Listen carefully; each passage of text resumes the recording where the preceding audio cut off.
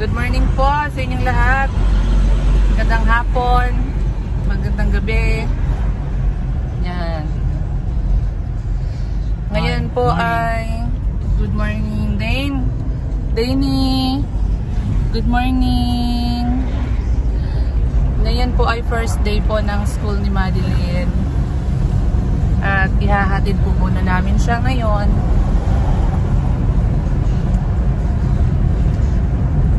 Kasi kailangan ko pa siyang i-endorse sa kanyang advisor.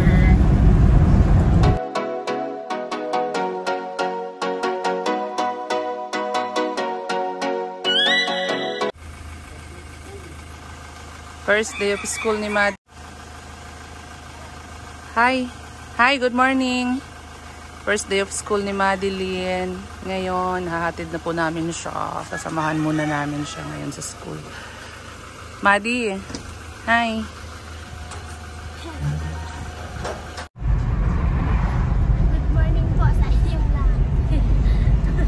Good morning po sa inyong lahat.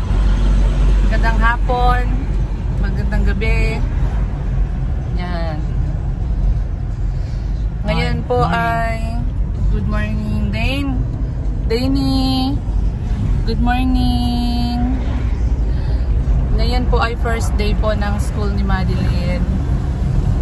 At ihahatid po muna namin siya ngayon.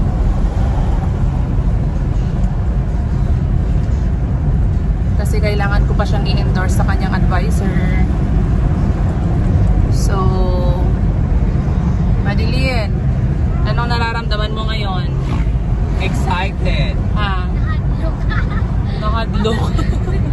Natakot sila. Nakadlock daw siya. Bakit ka natatakot naman? Ha? Siyempre gano'n. Walang araw sa school. Kakabaka yan. Kakaba-kaba. Bukas, okay na yan. Kakaba-kaba si Maddie. Wala pa siyang kakilala doon eh. Ay, classmate mo Maddie. Antay.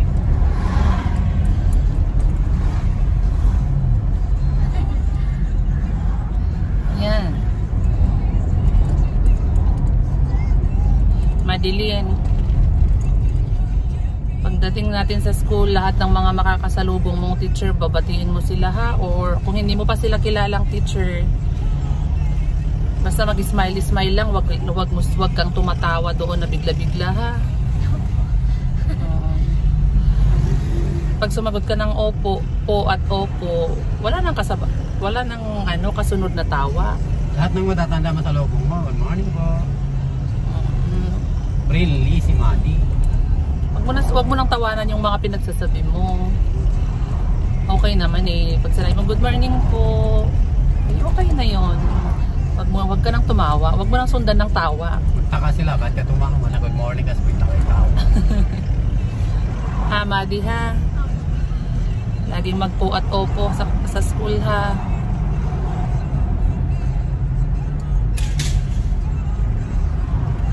Ngingitian mo yung mga classmate mo para makahanap ka ng friendship.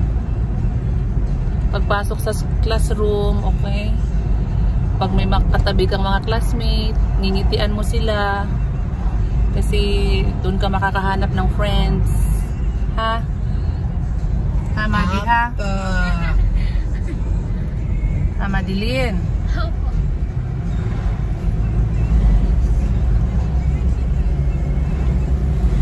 Para unti-unting mawala yung kaba-kaba mo, yung takot mo. Kasi kung magkakaroon ka na ng friends, syempre may barkada ka na. Oo, may dabarkads ka na.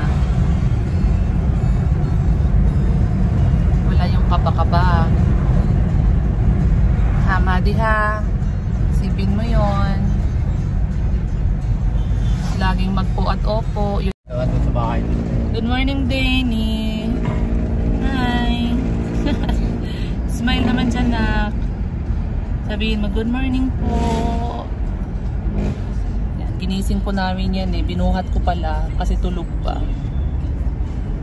Ginising po namin si Dane. Para lang may hatid si Ate Madeline sa school.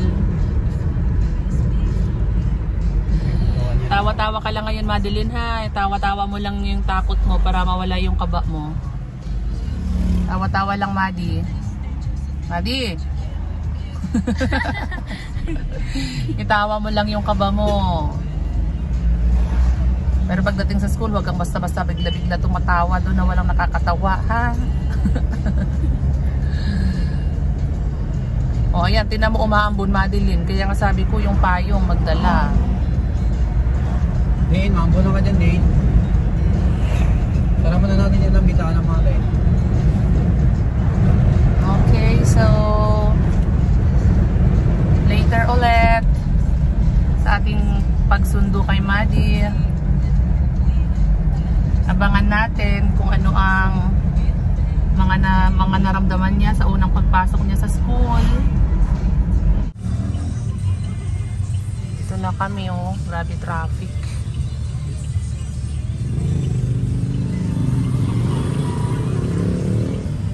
Grabe traffic, oh. Mag-a-attend tayo.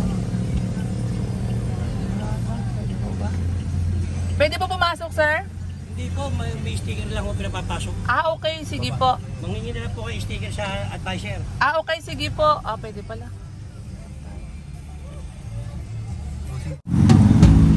Pasok na kami.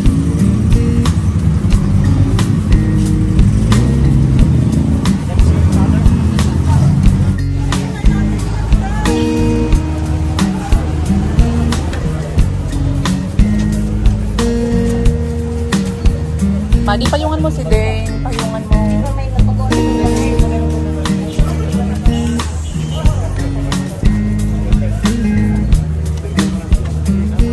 Tara. Maulan. Ito na kami sa school.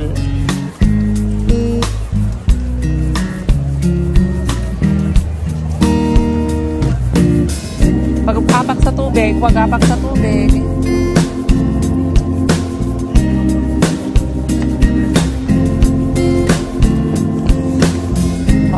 Sa Tagaytay.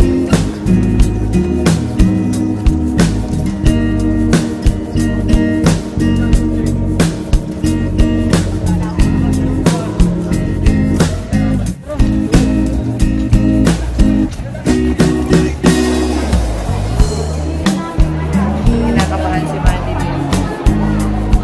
Hinahanap pa po namin yung kanyang advisor, hindi po namin makita.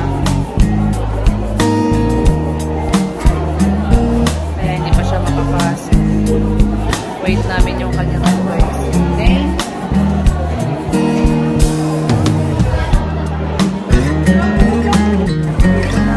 Kasama na po namin ang kanyang advisor. Kasama na po namin ang kanyang advisor. Kasama na po namin ang kanyang advisor. Pasok na po siya ngayon.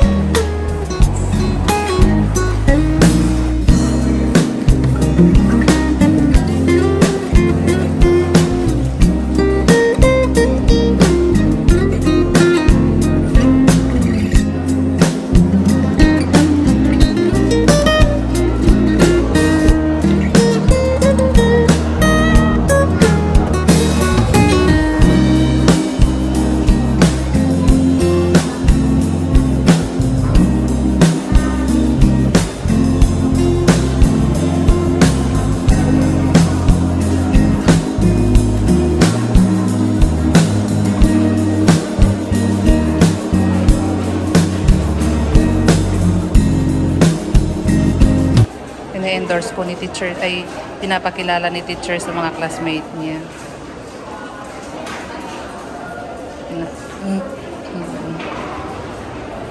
Kasi yan, ito ang magiging classroom niya. Oh. Ito yung magiging classroom niya. Grade 8 classroom.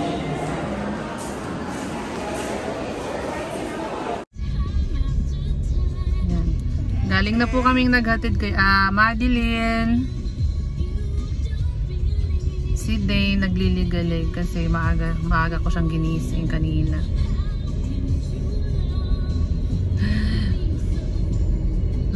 Nanatid na po namin si Madeline sa school. Pauwi na po kami at Pabalikan mamaya. Babalikan po namin siya mamayang alas 12 kasi ano lang pala siya. 6:30 to 12. 6:30 to 12 lang pala siya. Babalikan po namin siya mamaya at pakwentuhin natin siya kung kumusta yung yung unang araw niya sa school. Kung ano yung medyo takot ba siya kanina? Medyo takot siya kanina, be. Medyo takot siya. Alam mo yung ano siya? Gusto niya, parang gusto niyang umatras. Parang ayaw niyang pumasok. Ang hinahanap po namin yung kanyang advisor. Pero mamaya ano na yun? Tuwang-tuwa na yun. Lalo na pag may kaibigan na sa doon. Ang kwento noon, ano na. Excited na siyang bumalik para bukas. Kasi kanina parang hindi mo ma-explain yung mukha niya eh. Parang gusto niyang umiyak na aatras siya na.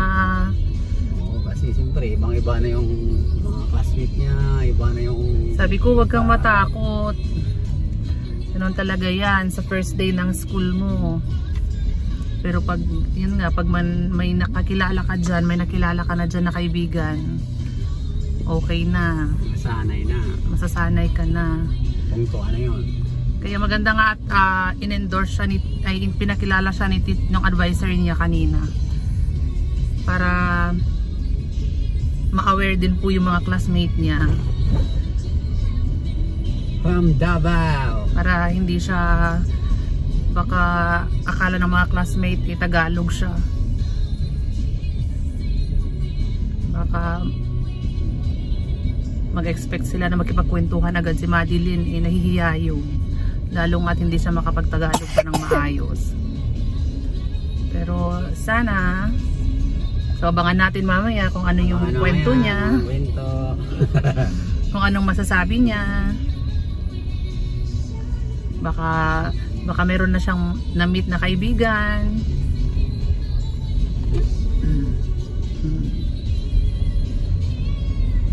Kaya abangan po natin siya mamaya sa aming pagsundo.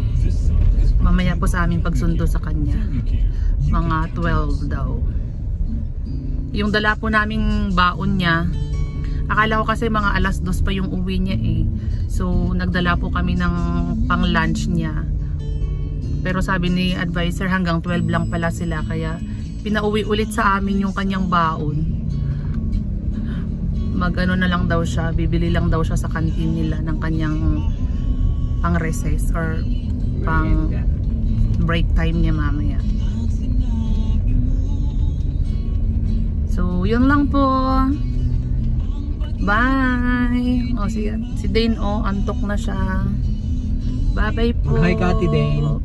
Hi Ate Dane. Antok siya Antok na siya. Dito pala kami dumaan sa ilalim ng gubat para malapit sa paligid. Tignan niyo po yung dinadaanan namin. Private to na kalsada, walang ibang dadaan. Mga taga dito lang. Namili kasi kami ng mga ng halaman dito sa may Pulong Bunga, Silang Cavite. Maraming tindahan dito ng mga halaman, kaya dito kami dumaan.